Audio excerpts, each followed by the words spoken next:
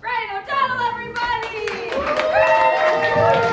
All right, give it up for Bragg and everybody else that's up here tonight.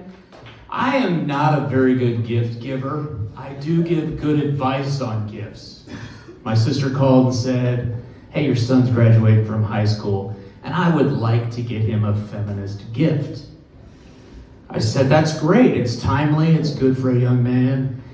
My brother's given him $100, so I think the market rate for your gift is about 70. So she didn't come to his graduation.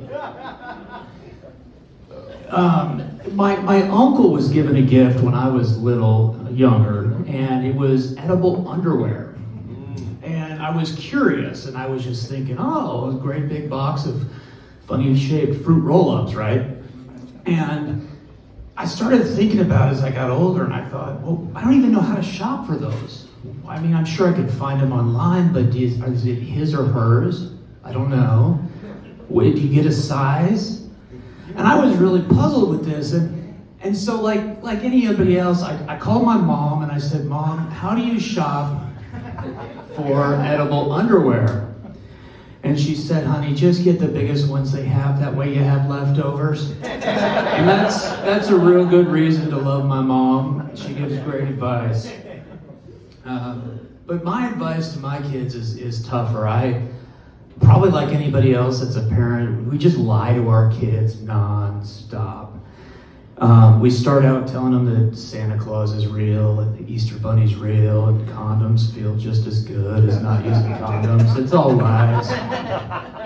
The one lie that I really think is good though is the tooth fairy, because I think it would be weird to say to a 7-year-old, hey honey, I'm gonna grab those bloody mouth bones off your pillow, and I'm gonna put them in this empty Percocet jar that I got, and I'm gonna keep them right next to your baby hair in this envelope.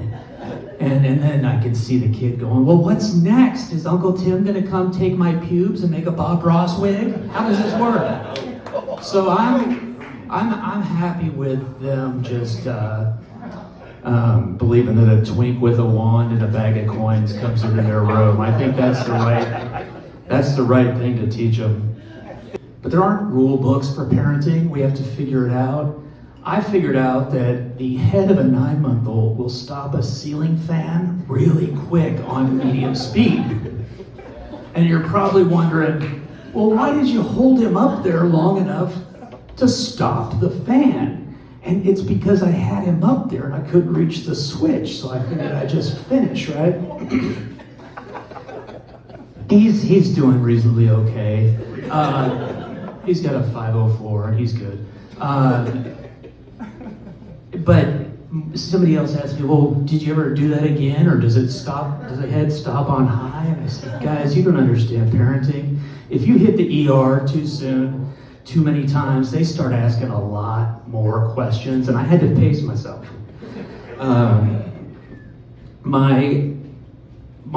One of my things that I like to do is I like to use words to make things uncomfortable for people. So I went into my son's parent-teacher conference with him, and she was saying, he really needs to work on showing his work on his algebra. And I said, are you telling me this boy's just raw dogging his math?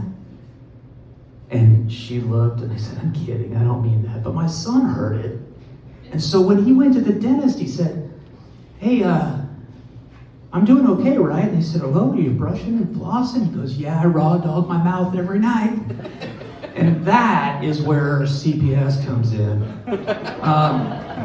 My dad used to tell me that every time you masturbate, God kills a kid.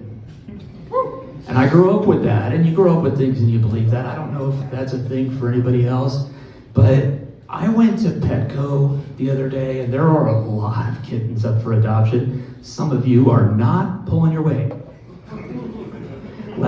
Ladies, I really wanted to have one good joke for you about the G-spot.